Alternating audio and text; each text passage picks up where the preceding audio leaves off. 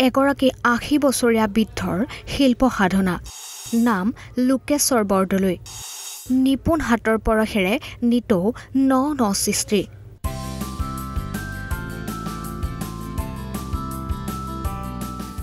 বয়সে হাৰ মনাব নোৱাৰা এজন তৰুণৰ শিল্প সাধনা বৃদ্ধ বয়সতো অব্যাহত ৰাখিছে শিল্প সাধনা গহপুৰৰ তেলেনীৰ লোকেশ্বৰ বৰদলৈ হাতৰ পৰশত পূৰ্ণতা লাভ কৰিছে কাঠেৰে নিৰ্মিত বিভিন্ন মূৰ্তি বাল্যকালৰ পৰা ভাস্কৰ্য শিল্পৰ প্ৰতি আগ্ৰহী আছিল বৰদলৈ সেয়েহে ৩০ বছৰ ধৰি বৰ্তি আছে এই শিল্পকৰ্মত এই শিল্প সাধনাৰ লগত জড়িত মোৰ যদিও সৰুৰ পৰাই জড়িত তথাপিতো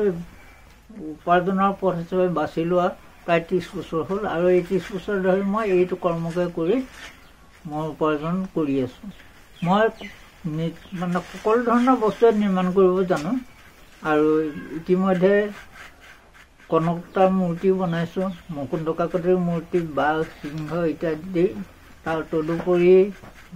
আমাৰ গুৰু আসনসমূহ বনাওঁ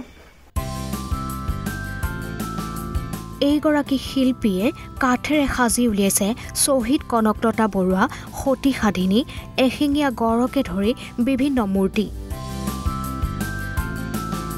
এইদৰে এইজন নীৰৱ সাধকে শিল্পকৰ্মৰে উপাৰ্জন কৰি চলাইছে পৰিয়াল